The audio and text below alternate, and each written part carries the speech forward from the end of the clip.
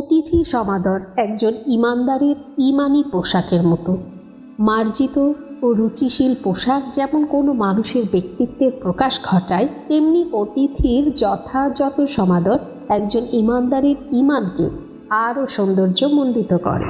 কোনো ব্যক্তি যখন কারো বাড়িতে উপস্থিত হন তখন তিনি সেই বাড়ির মেহমান, আর যার বাড়িতে মেহমান গেছেন তিনি মেজবান বা মাহরাম। অতিথিকে সম্মান করা একজন মুসলমানের ইমানি কর্তব্য। মানবতার ধর্ম ইসলামে অতিথি আপ্যায়ন সওয়াবের কাজ বলে বিবেচিত। যেসব ভালো গুণের সম্মিলন একজন মানুষকে সামাজিকভাবে ভালো মানুষ হিসেবে প্রতিষ্ঠিত করে, অতিথি পরায়ণতা এর অন্যতম। অতিথি পরায়ণতা ইসলামের অন্যতম একটি বিধানও বটে। আল্লাহর প্রেরিত সকল নবী রাসূলরাও অতিথি পরায়ণ, বিশেষত মুসলিম মিল্লাতের পিতা হজরত ইব্রাহিম আলাইহিসসালাম আতিথেয়তায় ছিলেন অনন্য ও অসাধারণ। আল্লাহ তাআলা হজরত ইব্রাহিম আলাইহিসসালামের কাছে হজরত ইসহাক আলাইহিসসালামের জন্মের সুসংবাদ ও তার বংশে হজরত ইয়াকুব আলাইহিসসালামের আগমনের বার্তা নিয়ে কয়েকজন ফেরেশতাকে মেহমান রূপে পাঠিয়েছিলেন। পবিত্র কোরআনে মহান আল্লাহ ইব্রাহিম আলাইহিসসালামের আতিথেয়তার বিবরণ তুলে ধরে বলেন, তোমার কাছে ইব্রাহিমের সম্মানিত মেহমানদের খবর পৌঁছেছে কি? যখন তারা তার কাছে এলো এবং বলল, সালাম। উত্তরে তিনিও বললেন, সালাম। এরা তো অপরিচিত লোক।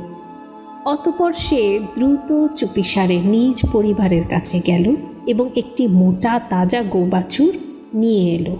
আমাদের নবীজি সাল্লাল্লাহু আলাইহি সাল্লামও অতিথি পরায়ণ ছিলেন। নবীজি সাল্লাল্লাহু আলাইহি ওয়াসাল্লাম প্রথম জিব্রাইল আলাইহিস সালামের সাক্ষাৎ পেয়ে ভীত হলে তাকে সান্ত্বনা দিয়ে খাদিজা রাদিয়াল্লাহু তাআলা আনহা বলেন, কখনো নয়, আপনি সুসংবাদ নিন।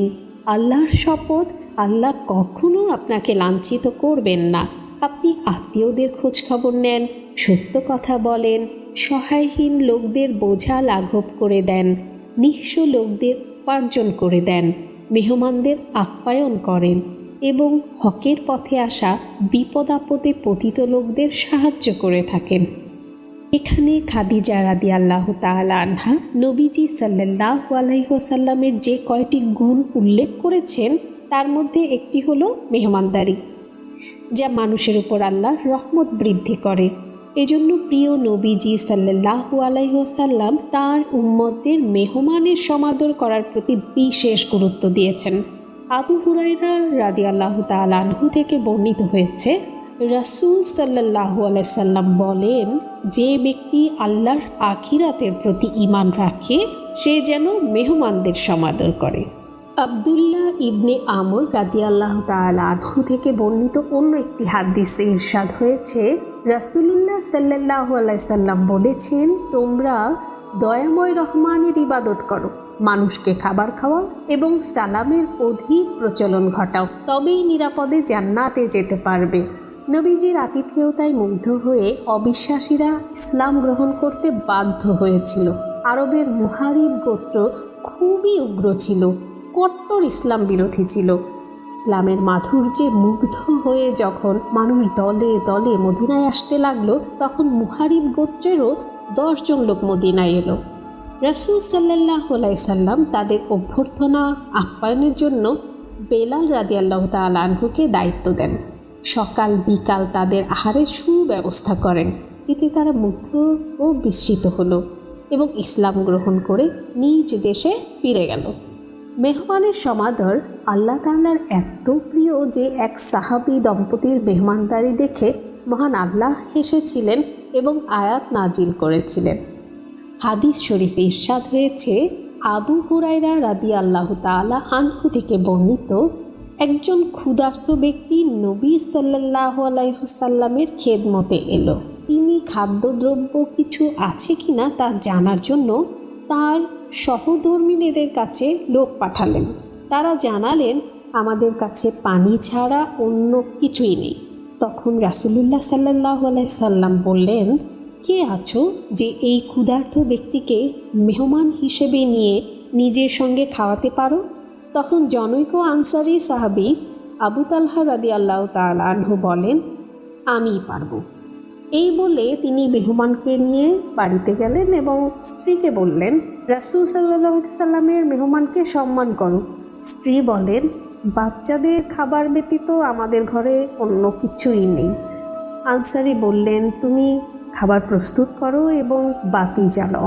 বাচ্চারা খাবার চাইলে তাদেরকে ঘুম পাড়িয়ে দাও। স্বামীর কথা অনুযায়ী তিনি বাতি জ্বালালেন, বাচ্চাদের ঘুম পাড়ালেন এবং সামান্য খাবার যা ছিল তাই হাজির করলেন। তারপর মেহমানসহ তারা খেতে বসলেন। বাতি ঠিক করার বাহানা করে স্ত্রী উঠে গিয়ে বাতিটি নিভিয়ে দিলেন। তারপর তারা স্বামী স্ত্রী দুইজনই অন্ধকারের মধ্যে আহার করার মতো শব্দ করতে লাগলেন এবং মেহমানকে বোঝাতে লাগলেন যে তারাও সঙ্গে খাচ্ছেন। তারা উভয়ই বাচ্চারা সহ সারা রাত না খেয়ে কাটালেন। ভোরবেলা যখন তিনি রাসূল সাল্লাল্লাহু আলাইহি সাল্লামের কাছে গেলেন, তখন তিনি বললেন, আল্লাহ তোমাদের গতরাতের কার্যকলাপ দেখে হেসে দিয়েছেন, খুশি হয়েছেন এবং এই আয়াত নাজিল করেছেন। আনসারদের অন্যতম গুণ হলো এই, তারা অভাবগ্রস্ত হওয়া সত্ত্বেও নিজেদের উপর অন্যদের অগ্রাধিকার দিয়ে থাকে, আর যাদেরকে অন্তরের কার্পণ্য থেকে মুক্ত রাখা হয়েছে তারাই সফলকাম। তাই অভাব, অনটন ইত্যাদি থাকা সত্ত্বেও আল্লাহর সন্তুষ্টির আশায় মেহমানের সমাদর করার চেষ্টা করা প্রত্যেক মুসলমানের কর্তব্য। মহান আল্লাহ আমাদের সবাইকে মেহমানের সমাদর করার তৌফিক দান করুন। আমিন। সম্মানিত ভিউয়ার্স, নতুন নতুন ভিডিও পেতে চ্যানেলটি সাবস্ক্রাইব করে বেল আইকনটি চেপে পাশে থাকার অনুরোধ রইল। আর ভিডিওটি ভালো লাগলে লাইক দিয়ে শেয়ার করে দেবেন আপনাদের প্রিয় বন্ধুবান্ধব ও আত্মীয় স্বজনদের মধ্যে। আসসালামু আলাইকুম ওয়া রাহমাতুল্লাহ।